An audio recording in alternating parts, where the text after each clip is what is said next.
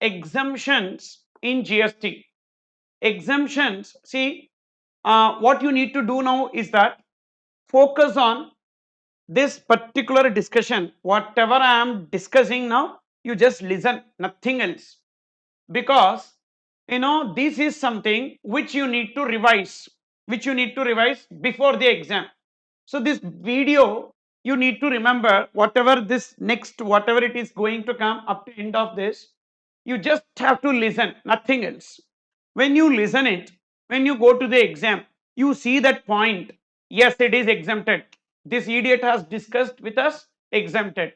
You read that point and you don't know anything about it, you don't know anything, you are clueless, you don't know whether it is, like, you don't know whether it is in GST or not, such kind of state, then it will be taxable. Okay, it will be taxable. If you don't know, it is taxable. If you know, it is exempted. Got it? So therefore, that's what we are discussing now. First, we are starting with agriculture related services. So in that agriculture related services, what you need to remember, see, I have tried it to reduce it as less as possible. So now you just have to revise this, that is sufficient, nothing else. One day before exam, sit and revise this and go. Exemptions over. Okay.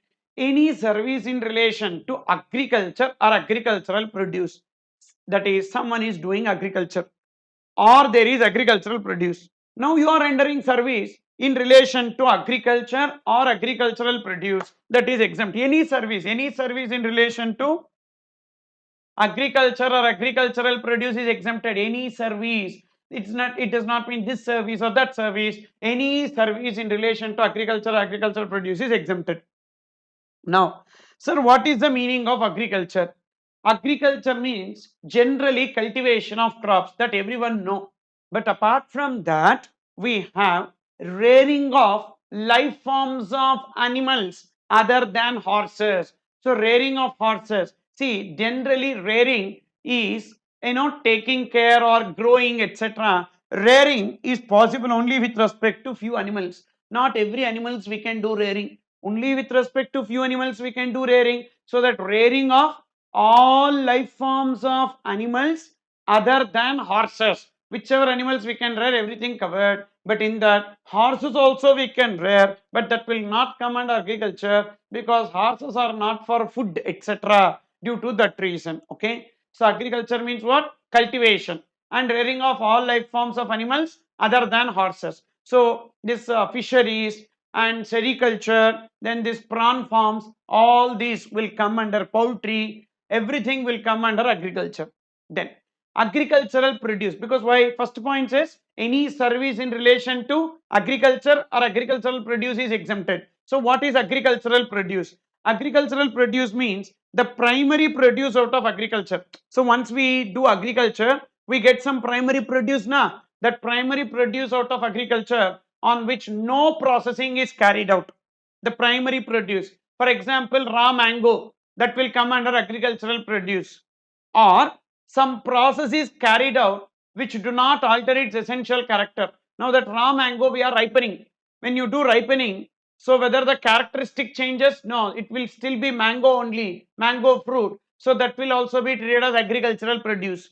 So any service in relation to agricultural produce like transportation, packing, ripening, everything will come under exempted. Okay. So any service in relation to agriculture or agricultural produce is exempted. So agriculture means cultivation of crops and rearing of all life forms of animals other than horses. Agricultural produce means a primary produce out of agriculture on which no processing is done or such processing as is usually done by a cultivator which do not alter its essential characteristics. Then who will do the processing? Cultivator, which is usually done by a cultivator or producer. But rice is not called as an agricultural produce because that process of conversion from paddy to rice is not usually done by a cultivator or producer. That's the reason why, paddy is agricultural produce, but rice is not an agricultural produce. Even though rice is not an agricultural produce, but we have certain exemptions in relation to rice. So rice, paddy is agricultural produce. Paddy is agricultural produce. but rice is not an agricultural, not an agricultural produce. Paddy is agricultural produce, but rice is not an agricultural produce. Okay. Sir, what about supply of service of plowing land by tractor? Yes, that will come under service in relation to agriculture. Okay. So paddy is agricultural produce, but rice is not an agricultural produce. But even then, with respect to rice, loading, unloading, packing, storage, or warehousing is exempted. Okay. So loading, unloading, packing, storage, or warehousing of rice is exempted. Only these four activities here. Loading, unloading, packing, and storage of warehousing, storage is exempted with respect to rice. Sir, if rice is an agricultural produce, these activities are anyhow exempted because any service in relation to agricultural produce is exempted. Now, these activities for paddy is exempted. Definitely, it is exempted. Why? Because paddy is an agricultural produce. Any service in relation to agricultural produce is exempted. Then, point number 2, artificial insemination of livestock. Okay. Artificial insemination of livestock is exempted. Arey, don't ask me to explain that in Tamil here. Whatever I spoke, it was nothing. I did not speak anything. Okay. So don't worry. So let me take the class. Artificial insemination of livestock. Artificial insemination of livestock means generally the natural process of reproduction will not happen. They will put injections. They will put injections for the reproduction. That artificial insemination of livestock is exempted. Someone will come and will put the injections for the reproduction. So that artificial insemination of livestock is exempted. But now listen, artificial insemination of horses, artificial insemination of horses, is that taxable or exempted? Artificial insemination of horses, is it taxable or exempted? I want the answer for that. It is actually taxable. You know why it is taxable? Because these are all animals other than horses will come under agriculture. So only when it is artificial insemination with respect to livestock other than horses. Remember, other than horses. Other than horses, because if it is horses, it will not be exempted, it will be taxable. Artificial insemination. Then next point, fumigation in a warehouse of agricultural produce. That is, there is a warehouse which will generally keep the agricultural produce. That warehouse we are filling with pesticides, gases, etc. so that there won't be any small ants, worms, germs, etc. that will die. So that the agricultural produce which we keep in the warehouse will not get damaged. So this is not directly in relation to agricultural produce. That's why it is given as a separate point. That is fumigation of a warehouse. Then next one here, this point already I told you that paddy is agricultural produce, but rice is not an agricultural produce. Okay. Now services. Next point, service by way of storage, warehousing of cereals, pulses, fruits, nuts, etc. Big list is there. Try to understand. Listen. That is, if something is already agricultural produce, its storage is exempted. Anyhow, storage of agricultural produce is exempted. Any service in relation to agriculture or agricultural produce includes even this storage of agricultural produce. Any service in relation to agriculture or agricultural produce includes storage of agricultural produce due to that reason. Okay, so this storage of agricultural produce is exempted. Now in this list, if it is already agricultural produce, you don't have to remember. So remaining things you need to remember. See, fruits is agricultural produce, no need to remember.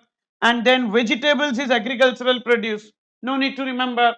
Cereals and pulses, dal, the urid dal, gram dal, channa, etc. that will come under not an agricultural produce. Nuts also processed.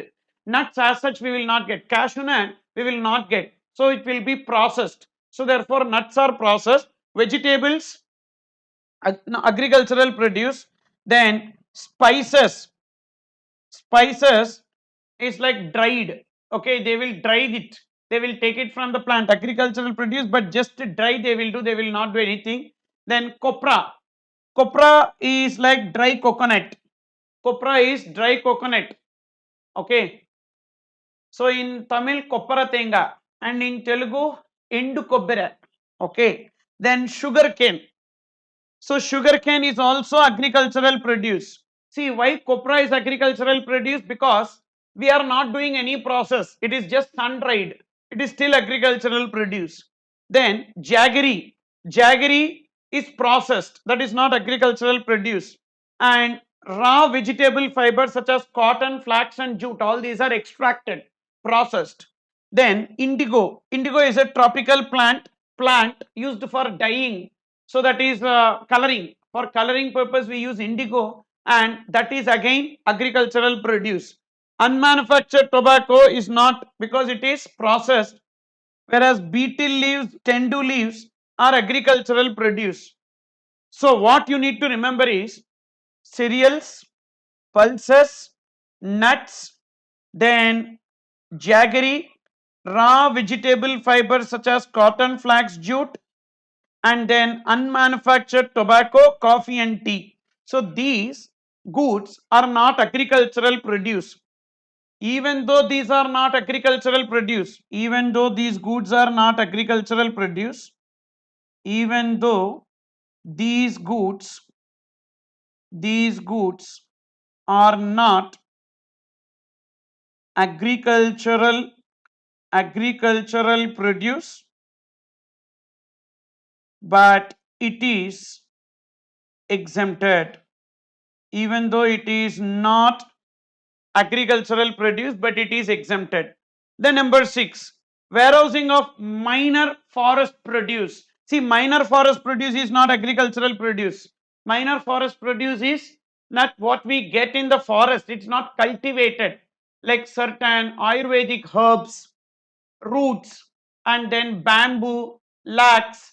All these are, even raw honey, these are all minor forest produce. That is not cultivated, not an agricultural produce. Even though it is not agricultural produce, its warehousing is exempted. Then last, slaughtering of animals. Slaughtering of animals is like there are some slaughterhouses, usually this halal etc. they will say. So what they will do, they will take the flesh and they will be selling the flesh. They will kill an animal, they will peel off the skin, they will take the flesh, pack it, and they will be selling it to the restaurants or other traders of meat. And these people will get some money for doing this. These are known as slaughterhouses. So whatever money that they get is exempted. Okay, I don't know why they gave this exemption. These are the 7 points which you need to remember in relation to agriculture related services. Okay, then now we are moving on to the next area, that is banking and other financial services. Banking and other financial services, first point is related to RBI. Any service provided by RBI is exempted. So RBI will be rendering some services that will be exempted. Any service to any person, it is exempted. So the outward supply of RBI is exempted. Now RBI will be importing services. Is it in relation to management of foreign exchange reserves? Yes, then it is exempted. If it is any other service, then it will be taxable. Then within India, they will receive services from, there is one person called as, or there is a committee, overseeing committee. What that overseeing committee will do? They will restructure the NPAs. So NPAs refers to non-performing asset. They will restructure the non-performing asset, for which they will be paid a commission, and on which RBI is required to pay GST under RCM. So it is taxable and it will be chargeable to GST under RCM. Even import of services will come under RCM. Liability to pay GST is on recipient, that is RBI. Any other services provided to RBI will be taxable under FCM. Now, in this regard, let's try to understand few questions. Okay, you need to answer that. That is renting of immovable property,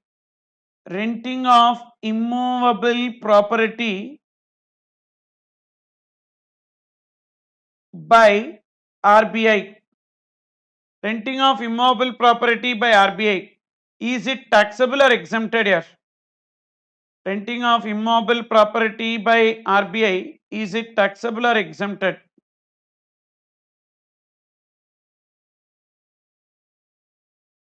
It will be exempted. Why? Any service provided by RBI is exempted. Any service provided by RBI is exempted due to that reason. Suppose if it is renting of immobile property to RBI, renting of immobile property, renting of immobile property to RBI, to RBI, will it be taxable or exempted? See, by RBI is only exempted, but to RBI is not exempted. So it will be taxable. Then who will pay GST? Is it coming under RCM? No. Only two are coming under RCM. That is import of services other than management of foreign exchange reserves and services by a person other than overseeing committee. Those two are only covered under RCM. Otherwise, it will be FCM. So the one who gives the immobile property on rent is liable to pay GST. Okay. So this is that. This is how you need to interpret and accordingly arrive at the answer for this. Okay. Then this is the first point. Then second point, transaction in money for separate consideration without consideration. See, transaction in money without consideration is neither goods nor services because money is excluded from the definition of both goods and services.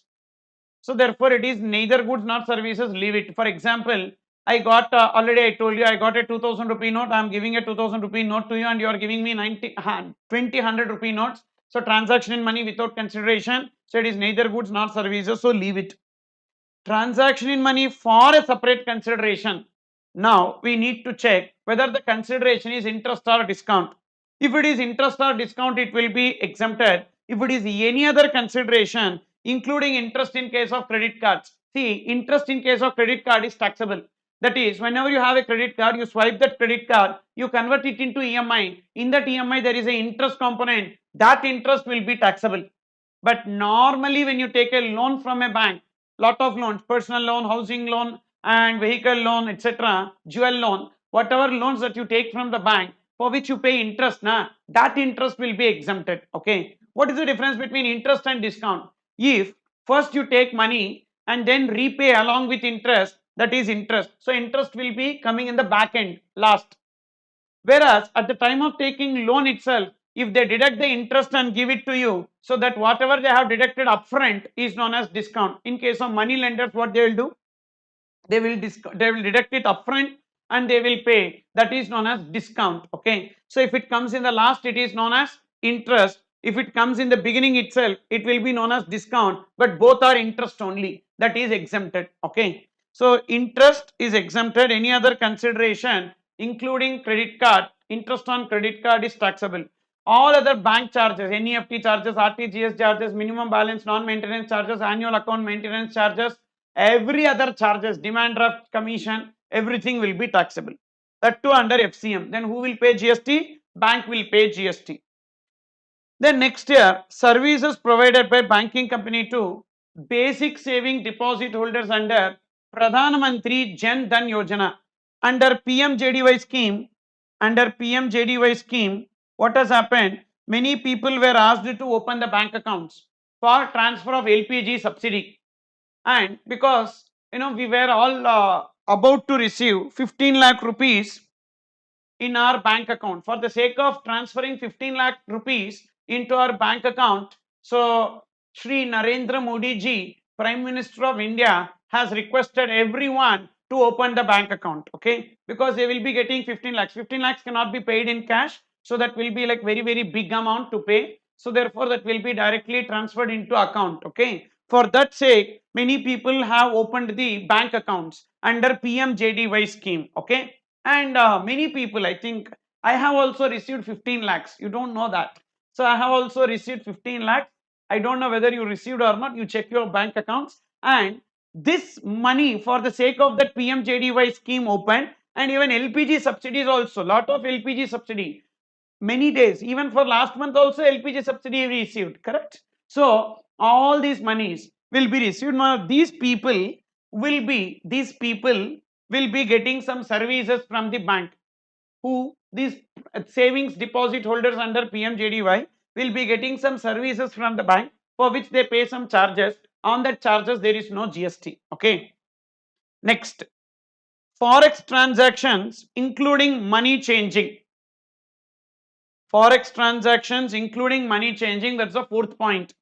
What is this forex transactions? That is, listen carefully, that is foreign exchange transaction including money changing, converting from one currency to another currency. What is forex transactions including money changing means?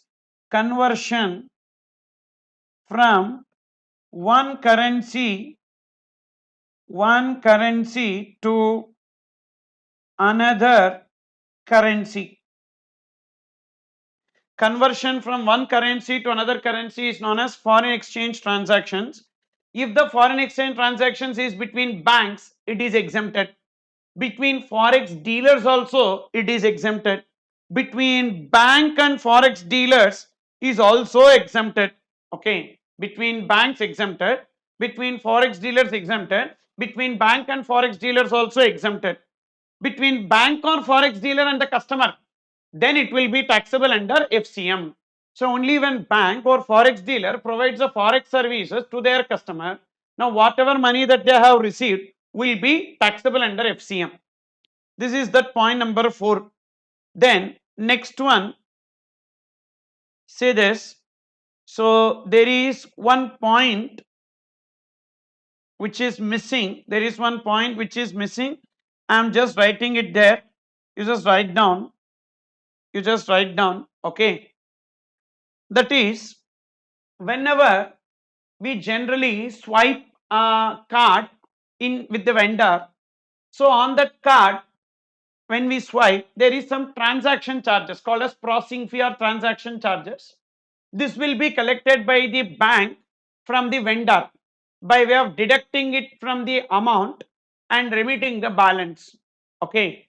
So on that processing fee or transaction charges, there will be GST.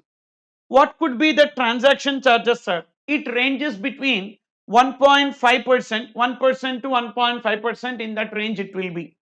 Now, let's take a scenario. There is one shopkeeper,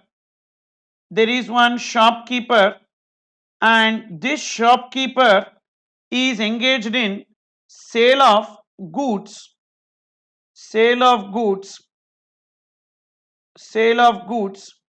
worth rupees, 4,000 plus 480. This 480 is GST, darling, to one buyer.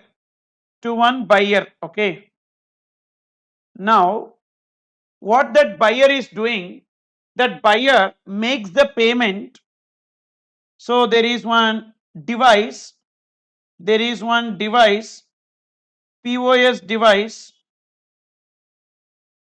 So POS device, point of sale device, not place of supply, point of sale device of HDFC Bank.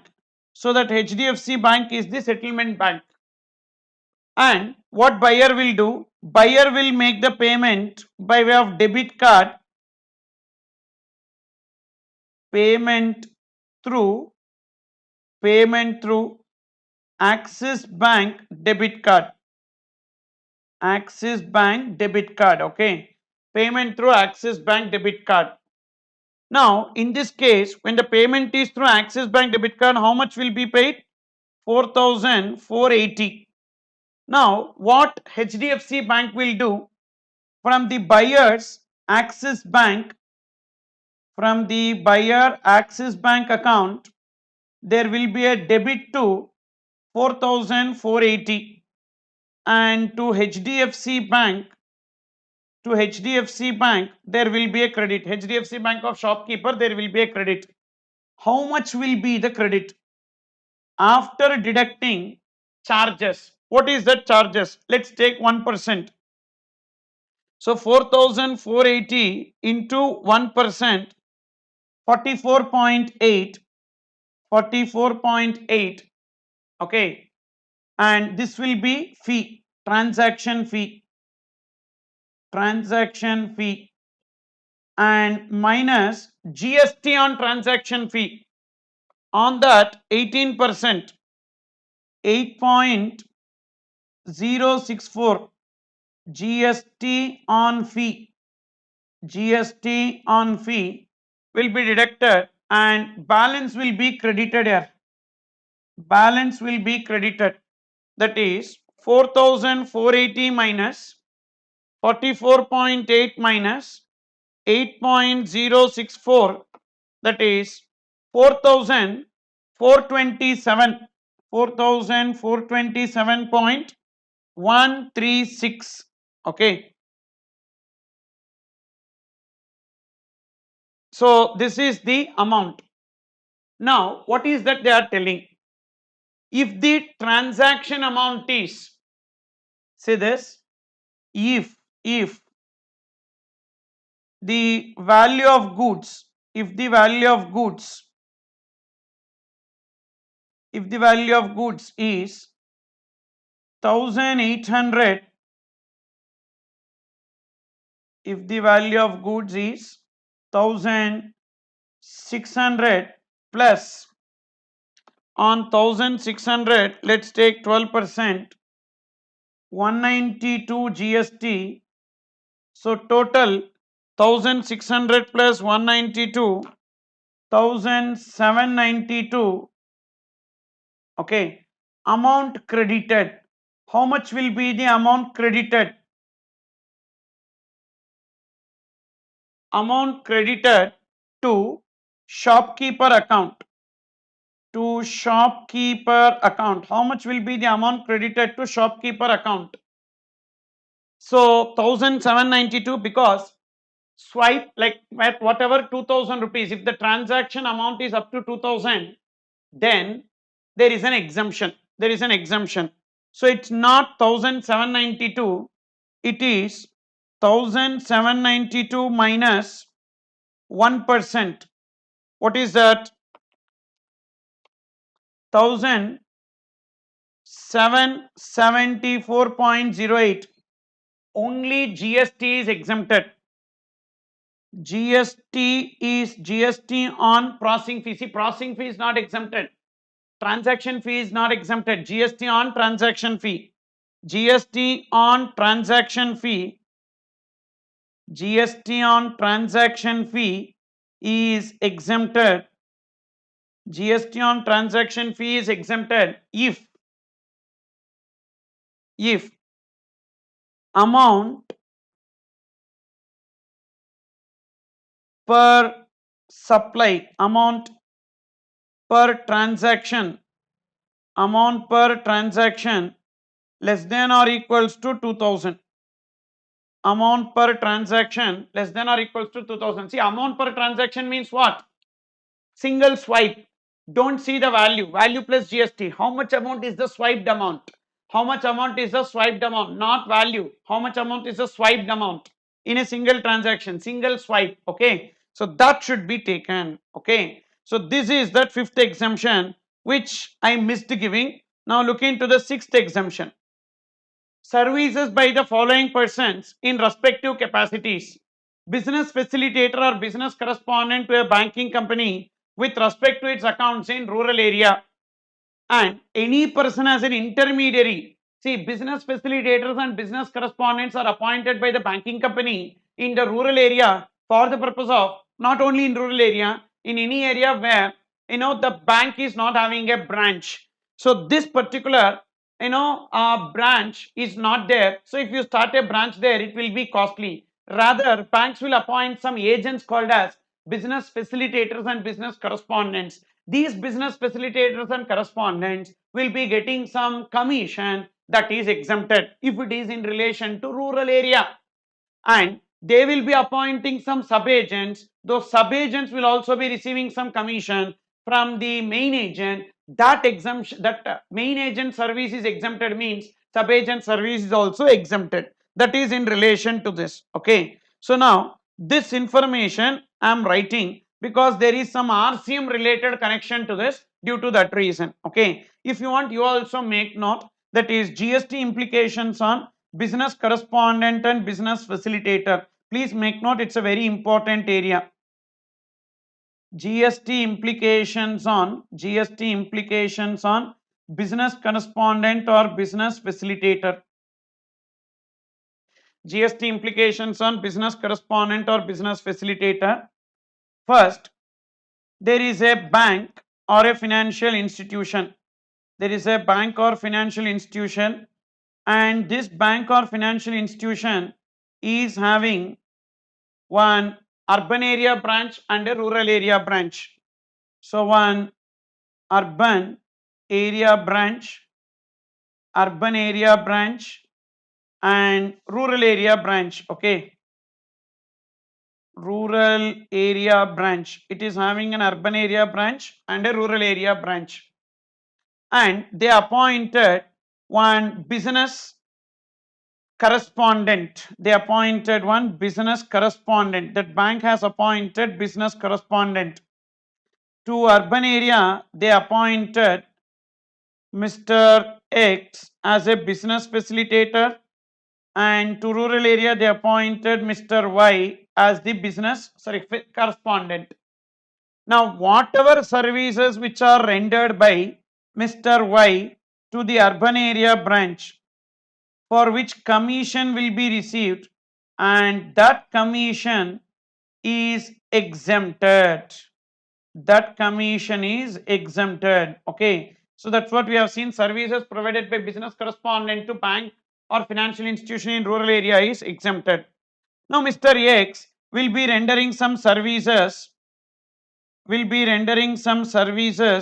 to the urban area branch, for which urban area branch will pay some commission, and whether this commission will be taxable or exempted, this commission will be taxable. This is not exempted because it is not in relation to rural area, it is in relation to urban area, and which will be taxable, and that too it will be taxable under FCM or RCM. This will be taxable under FCM. FCM means who will pay GST with respect to this commission. On this commission, GST is payable by, on this commission,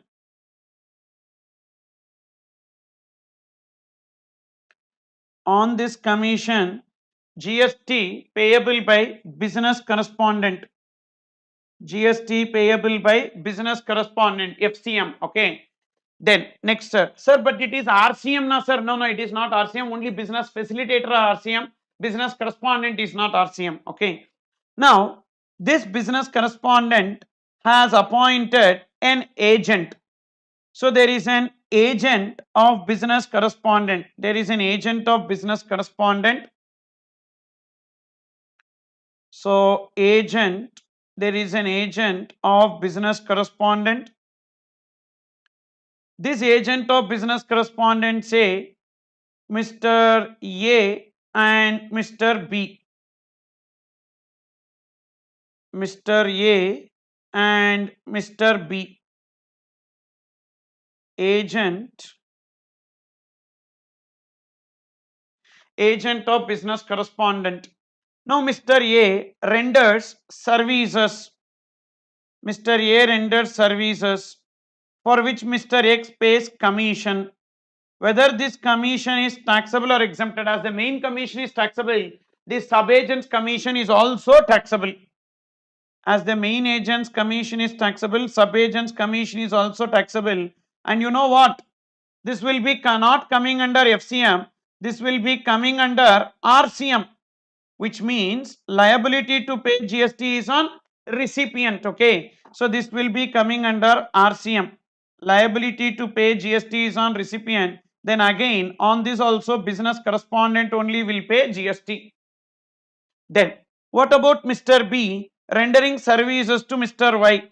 So with respect to these services which are rendered by Mr. B to Mr. Y, on that some commission will be received, and that commission will be taxable or exempted.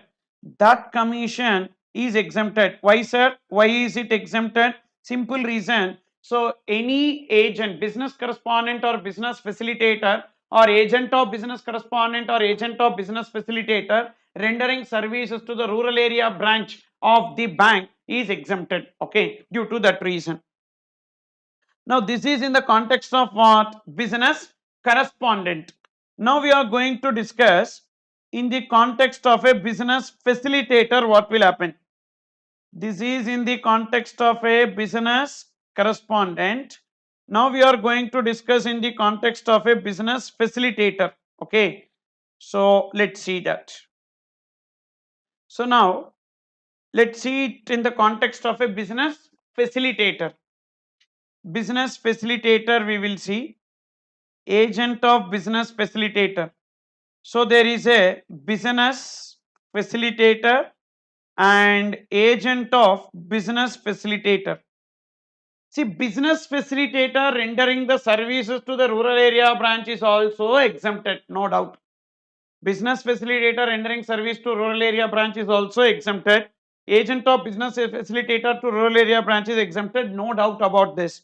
But the only change is in this place. So it will become role reversal. Role reversal, wherever FCM is there, it will become RCM, and wherever RCM is there, it will become FCM. So in this case, actually it is FCM, but now it will become RCM. In this case, actually it is RCM, now in this case it will become FCM, which means on this commission, who will pay GST? Bank or financial institution will pay GST. Whenever business facilitator is rendering services to bank or financial institution, that bank or financial institution will pay GST. Same way on this commission also, who will pay GST? FCM. So GST payable by agent of business facilitator. Now what is the conclusion we can draw based on this? The conclusion is very simple. Always business correspondent shall pay GST if taxable. Correct? Always business correspondent shall pay GST if taxable. And business facilitator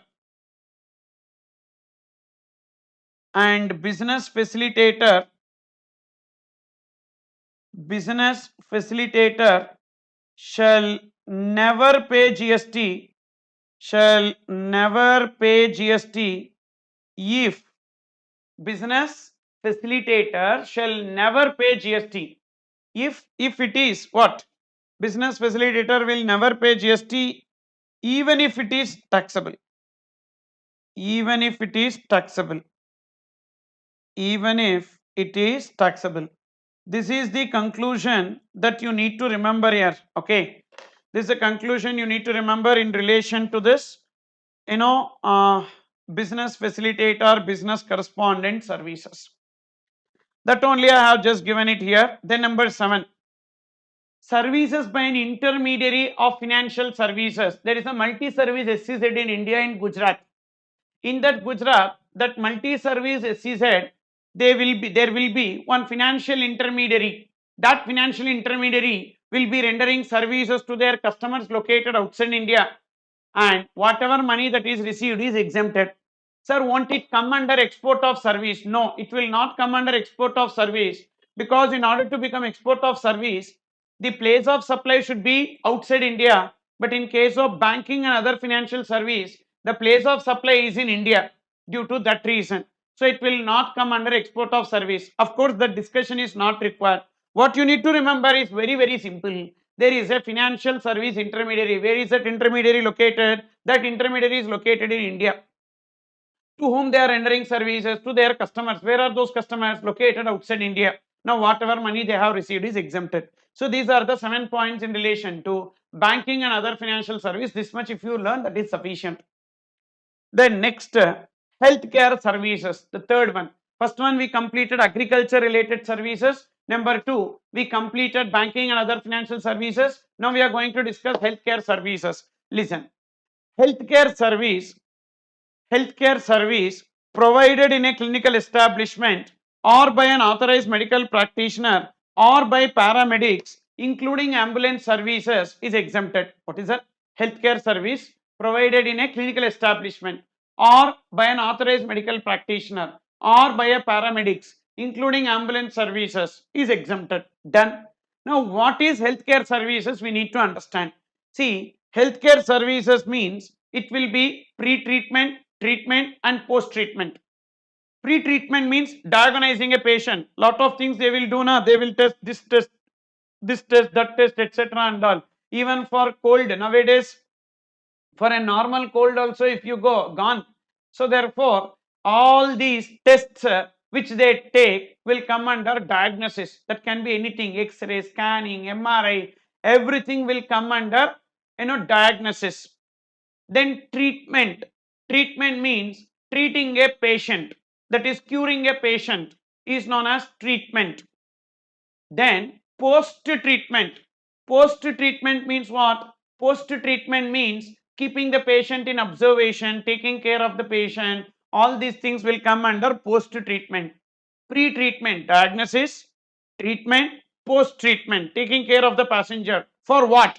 For any disease. See, this definition you need to remember here, because in exam, when you know that this service is a healthcare service which is exempted, you should be in a position to write as to why it is exempted. For that reason, you need to remember this definition. Okay. For that reason, you need to remember this definition. So kindly remember this. Pre-treatment. So what is healthcare service? Pre-treatment, treatment, post-treatment. For what? Any disease, illness, injury, pregnancy.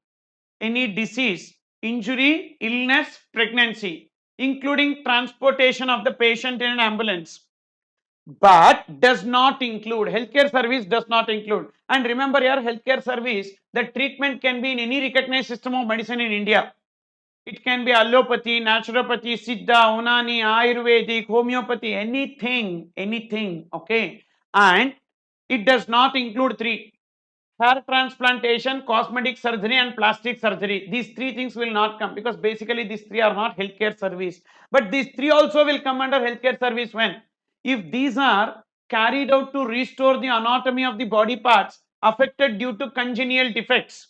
So some genes, because of the genes, like born babies itself has some defects. For that sake, they conducted some cosmetic or plastic surgeries. Or developmental abnormalities during the growth, some issues are there, and then any injury, fire accident, etc. For that, some cosmetic surgeries are done. See, generally these three will not come under healthcare service, but these three carried out to restore the anatomy of the body parts affected due to congenital defects, developmental abnormalities, injury or trauma, then it will be treated as healthcare service. And this healthcare service provided in a clinical establishment. So whatever money that a clinical establishment receive is exempted. What is a clinical establishment? The place where they provide the healthcare service. That can be hospital, nursing home, etc. Okay, by an authorized medical practitioner. Who is an authorized medical practitioner? So a person, a doctor who is having an MBBS degree and is recognized under the medical council. So that person will be known as an authorized medical practitioner. And paramedics will not be called as authorized medical practitioner. They will assist the doctors, like lab technicians to test, and then nurse. So all these physiotherapists, etc. will be coming under paramedics. Now ambulance service, listen, ambulance service, even though not as a part of healthcare, will still be exempted. That is, say, there will be one ambulance which will be transporting a patient, but that hospital healthcare service is not provided. So because that hospital is not having the enough equipment, and that patient is taken to another hospital. When that patient is taken to another hospital where the healthcare service is provided, the first hospital did not provide him healthcare service now, so that ambulance service is also exempted, even though it is not part of healthcare service. But remember, only transportation of patient is exempted. So there is one question: what has happened? So one person has transported some passengers in the ambulance. Anyhow, he was going on the highway and he was going idle, so therefore he transported some passengers in an ambulance. And whatever money that he has received, will it be taxable or exempted? Definitely taxable here. Why it is exempted? Only transportation of patient is exempted. Okay. What about transportation of deceased dead bodies? Transportation of dead bodies, will be not a supply, excluded from supply. Death related, funeral, burial, crematorium, mortuary, including transportation of the deceased, there it will be excluded from supply. Okay. Then next, this is about the healthcare service, first point. Next, second, cord blood banks. So there are some cord blood banks. What these cord blood banks will be doing? These cord blood banks will be providing, services by way of preservation of the stem cells. They will be providing service by way of preservation of the stem cells. Stem cells are there in the cord blood. Cord blood is the blood in the umbilical cord that connects the mother and the baby. That blood, that cord contains some blood, and that blood contains some stem cells which can cure some cancer like kind of diseases. So these stem cells will be preserved, and for preserving the stem cells, some amount will be collected by the cord blood banks. So that amount collected by the cord blood banks is exempted. Okay, that is that second point. Then veterinary clinics, healthcare service in relation to animals and birds is also exempted. Then last, biomedical waste treatment operators. See this, common biomedical waste treatment operators. Who are these common biomedical waste treatment operators? So these people are processing the medical waste. So they will be taking medical waste from the hospitals, process it and properly dispose it off, for which they will be getting some money from the hospitals, that is exempted. So these are the 4 points in relation to this. Then there are some more points, that is renting of rooms to inpatients. Renting of rooms to inpatients in the hospital and supply of food to inpatients is part of healthcare service, and that is exempted. Say there is a hospital which is providing, rooms, which is providing rooms to the inpatients, exempted, which is supplying food. So they will be supplying food to inpatients as well as to the outpatients. Whatever food they supply to the inpatients, that is exempted, part of healthcare service. Who are inpatients? Inpatients are those patients who are admitted inside the hospital. Outpatients are who are coming for the consulting visit. Okay. So now inpatients supply of food is exempted. Outpatients supply of food will be taxable. So let's try to understand this with the help of a chart. Okay. We are going to see this with the help of a chart, and you also please make note of this information. You also please make note of this information. So there is a hospital, and that hospital is providing supply of food. Thus that hospital is engaged in providing food, supply of food, supply of food. That hospital is engaged in supply of food. To whom? To inpatients and to outpatients. Inpatients and outpatients. Inpatients and outpatients. So supply of food to inpatients is exempted. Supply of food to inpatients is exempted. Supply of food to outpatients will be taxable, even if hospital is doing it. Now, what happens? They give the hospital premises on rent for running a canteen. Okay. So, renting of premises for running a canteen. Renting of premises for canteen. Is it taxable or exempted? That renting of premises for canteen? So definitely that will be taxable. Definitely that will be taxable. Okay. Now that canteen is there na, that canteen. What that canteen is doing? That canteen is engaged in supply of food to inpatients, outpatients. Supply of food to inpatients, and supply of food to outpatients. Supply of food to outpatients. Supply of food to inpatients or supply of food to outpatients, both will be taxable here. Both will be taxable. We don't have any exemption in this regard. You understood or not? Both will be taxable. Supply of food to inpatients or outpatients, both will be taxable. Why, sir? Both will be taxable. See, only to a hospital that exemption is given, not for others. Here, who is the supplier? Canteen is the supplier, not the hospital. So, hospital is giving it on rent, that will be taxable. And thereafter, that canteen is engaged in supply of food to the inpatients and outpatients, that will be always taxable. We don't have any exemption in this case. Now, same way that hospital is engaged in sale of medicines, sale of medicines in a pharmacy, sale of medicines in a pharmacy, again, to whom? To inpatients or to outpatients? We need to check.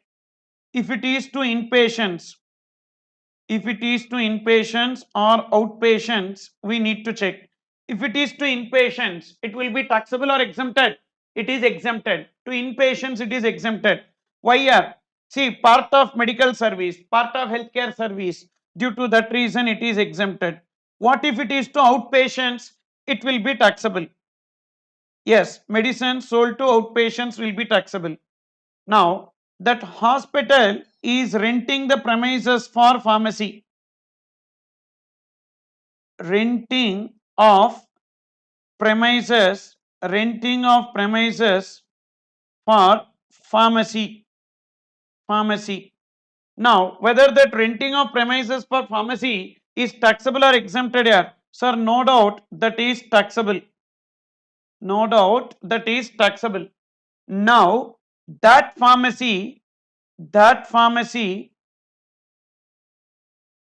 is engaged in sale of medicines. That pharmacy is engaged in sale of medicines to inpatients, medicines to inpatients, and medicines to outpatients, medicines to inpatients, medicines to outpatients. Sir, medicines to inpatients as well as outpatients, both are taxable. Why both are taxable? The exemption is available only if it is by a hospital, not by a pharmacy. Not by a pharmacy. Okay. So this exemption is available only if it is a hospital, not by a pharmacy. So this area will definitely be tested this time. Mark my word. This area will definitely be tested this time because it was not asked. So definitely somewhere in this, either as an MCQ or a question, a normal practical question involving computation of GST payable, somewhere this will be tested. Okay, for sure. Now, the next area is that, sir, generally hospitals will have some consulting doctors, and that consulting doctors will be associated with the hospitals not on employer-employee relationship basis, and there will be some patients. So now the transaction is between three parties: consulting doctors,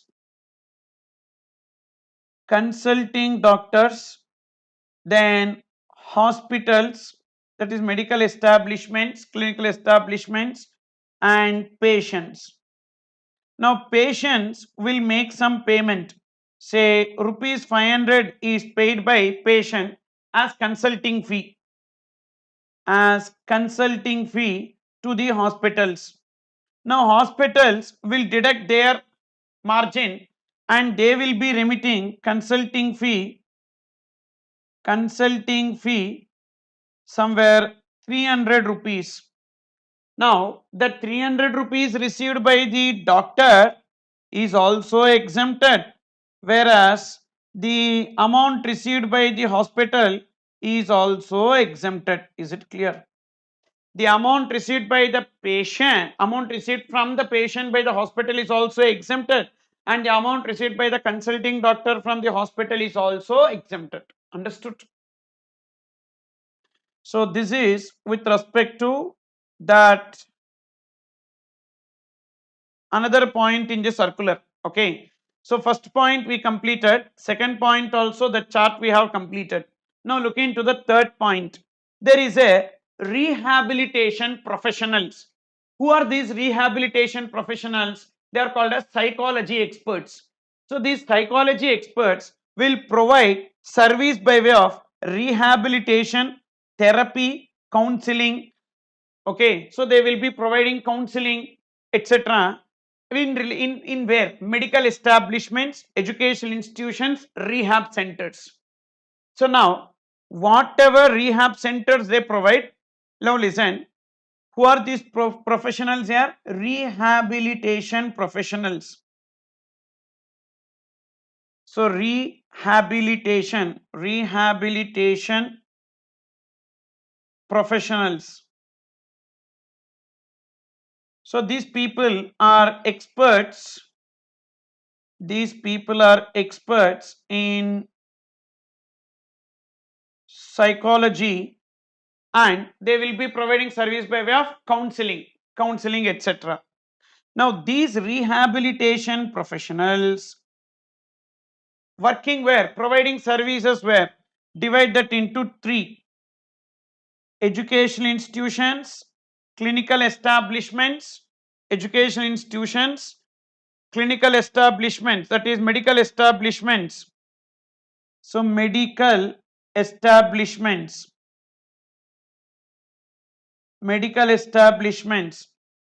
educational institutions,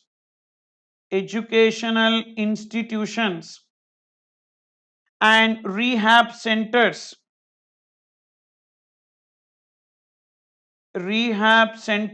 Okay, so medical establishments, educational institutions, and rehab centers. Medical establishments, let it be private or government, let it be private or government owned, government or trust or private, let it be government or trust or private, it will be exempted. Same way, educational institutions, let it be government or trust educational institutions, trust owned, or it is private, that is also exempted. See, up to this everyone will remember, but that classification has some twist. That twist only will be asked in exam. So it is also exempted. Now these rehab centers are there, na? That rehab centers, we need to check whether it is government or trust, or it is private ones. If it is government or trust, it will be what? Government or trust, it will be exempted. If it is private, it will be taxable. Okay. See, wherever it is RCM, there only I am stressing that it is RCM. Otherwise, if it is FCM, balancing figure is FCM. If it is reverse charge mechanism only, I will be stressing that. Okay. So see this. So medical establishments, educational establishments, rehabilitation centers established by central or state government, union territory are registered under 12AA. For these rehab centers alone, that central government or trust. But in all other cases, let it be government owned or trust owned, or it is a private, it will be exempted. Okay. So this is with respect to that rehab centers, which is a very important area that can be tested in this exam. Then we completed medical services. Now we are moving on to entry tickets. See, there are two types of entry tickets which are exempted. Certain entry tickets, irrespective of the ticket price, is exempted. Certain entry tickets are exempted only when the ticket price exceeds exceeds 500, does not exceed 500. If it exceeds 500, it will be taxable. Irrespective of the ticket price, it is exempted. Some tickets are exempted only when the ticket price does not exceed 500. What are the tickets where it is exempted irrespective of the ticket price? Museum, wildlife sanctuary, tiger reserve, zoo, and entry to protected monuments. Say this: museum, wildlife sanctuary, tiger reserve, zoo. The place where these animals and all are living. Okay, so these three places: zoo, tiger reserve, wildlife sanctuary, animals. And next, museum. And then protected monuments, total 5.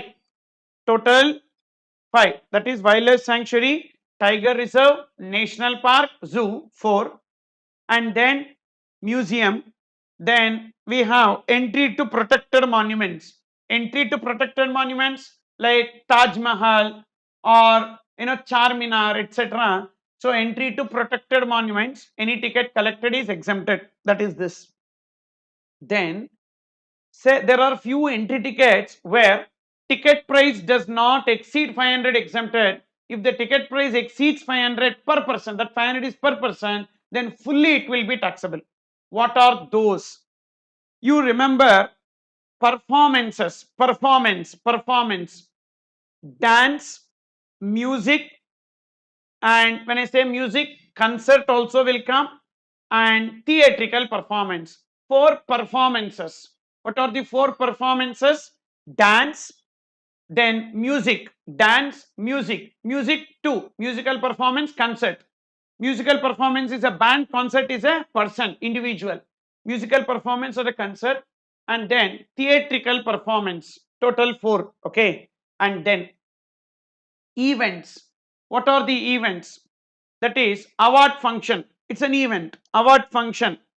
And then pageant, beauty show, then sporting event, then circus. These 4 events. Okay, events, that is award function, pageant, beauty show, and then sporting event, circus. These 4. And lastly, admission to planetarium, total 9. First 4, what are that we need to remember? Dance, music, musical performance includes concert, and then theatrical performance. Theatrical performance is drama, ballet, etc. These 4. And next 4 events, what are they? Award function, pageant, sporting event, circus. And last, planetarium. Sir, there is some FIFA under 17 Women's World Cup that was not held in India. So it was planned to be held in India. Because of COVID, it was not at all held.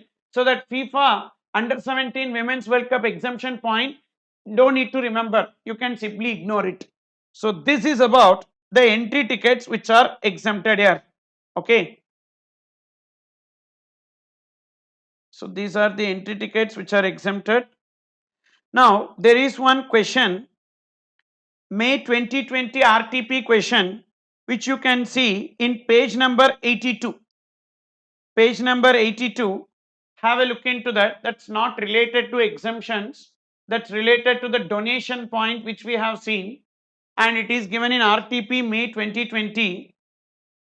The temple of ancestral deity. See, this is in page number 82. Page number 82.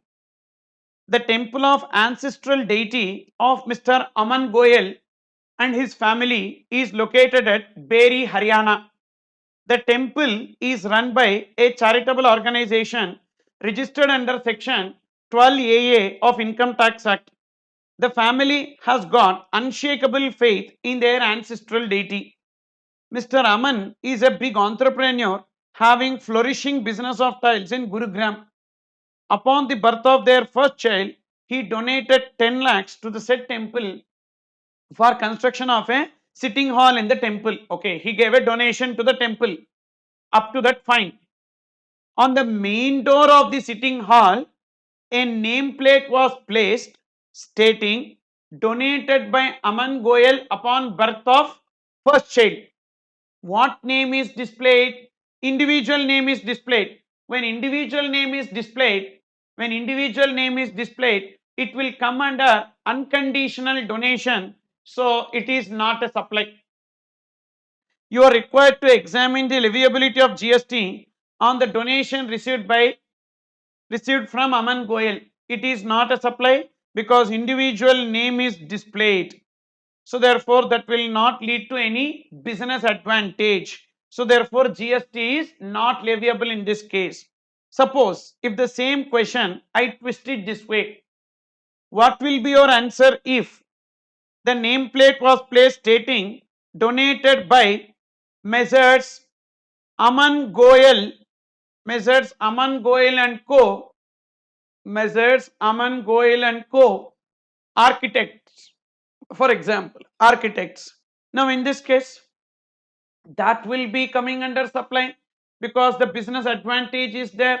So, it will become supply and it will be chargeable to GST. Okay. Then who will pay GST? Already I explained to you, like a sponsorship service. Who is receiving money? Temple is receiving money and the recipient is body, corporate or firm.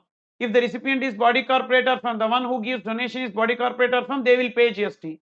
If the one who gives donation is other than body, corporate or firm, the temple will pay GST. Okay. Then now look into question number 7. Question number 7, already we discussed that today. Renting of commercial property for a temporary stay, related to that point. Holiday guest house situated at Shimla provides boarding and lodging service to tourists at economical cost. The charges for a single deluxe room per day 999. 999. Is it taxable or exempted? See, commercial property, hotel is a commercial property given on rent for what purpose? Residential purpose, temporary stay. If per day it does not exceed, if per day it does not exceed 1000 rupees per day per room, it's per day per room, does not exceed 1000 rupees, okay, then it is exempted. Amount collected does not exceed 1000 rupees per day, it is exempted. Mr. X has booked one deluxe room for 2 days during Christmas holidays. You are required to determine whether GST payable by holiday guest house on the above booking. No. If yes, determine the amount of GST so payable. GST not payable. Will your answer change if the charges for a single deluxe room per day charged by guest house are 1000? No change in the answer. The answer remains same because it is less than or equal to 1000. It is less than or equal to 1000. Okay. Therefore, in both the cases, it is exempted. Okay.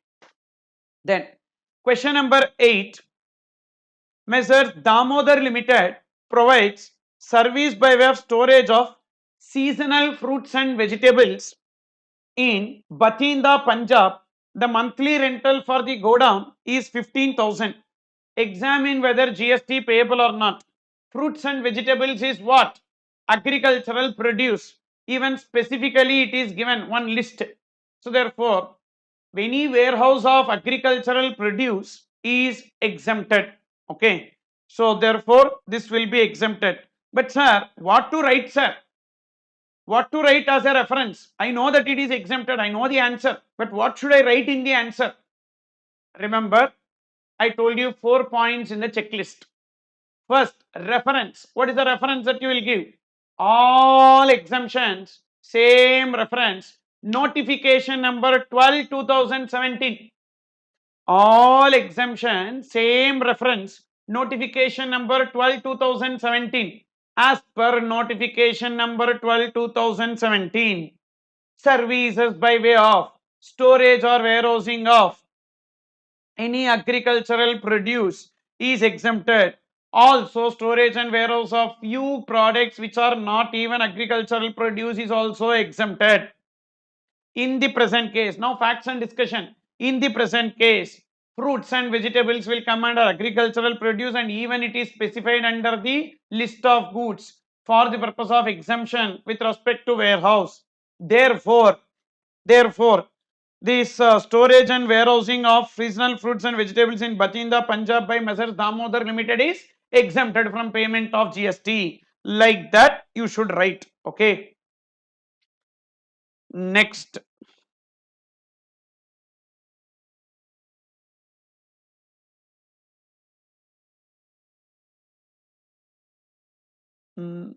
Okay.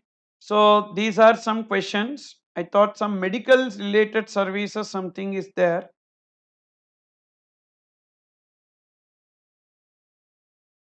Yes, bank related question is there. You see. Question number 14, a bank related question. We'll discuss this question and then we will leave for today. So look into that. Question number 14, May 2019. Messrs. Apna Bank Limited, a scheduled commercial bank, has furnished the following details for the month of August 2018. Extended housing loan to its customers 100 crores, amount in crores 100 crores, and processing fee collected from its customers on sanction of loan 20. Sir, whether that 100 crores will come under supply? No, it is not a supply. Why that 100 crores is not a supply? Sir, first of all, giving loan and taking money from that, so there is no GST on that. It is not a supply. That 100 crores is not a supply. Transaction in money, not a supply. Processing fee collected from its customers on sanction of loan, taxable. Why? Only interest is exempted, any other consideration will be taxable. Commission collected from its customers on bank guarantee, again same, other than interest or discount, so taxable. Interest income on credit card issued by the bank. Generally, interest on loans, advance or deposits is exempted, but in case of interest on credit card, it is taxable. Interest received on housing loan extended by the bank. So, interest on housing loan are exempted, normal interest. Minimum balance charges collected from current account and savings account holders, taxable. Nowhere it is covered under exemption. Now, what is the value of taxable supply? 20 plus 30 plus 40, that is 90 plus 1, 91 lakhs. So, therefore, 91 lakhs will be taken as the value. Understood? 91 lakhs will be taken as the value of supply. Try to give the explanation in the table itself. Follow this style. So don't write the answer and then give notes, because you may forget the points. But when you are writing the answer itself, along with that you can write the explanation as to why it will be taxable or why it will be exempted. So these are the explanations. So when you read these questions once, you will be understanding what explanations you need to write. Okay. So but ensure that we are writing explanation. Only when you are writing explanation you will be awarded marks. Otherwise you will not get. Just for arriving at 91, if say this question is for 5 marks, you will get only 2 or 3 marks. But only when you write the explanation, you can expect 4 and 5 marks. Okay. Fine, yeah.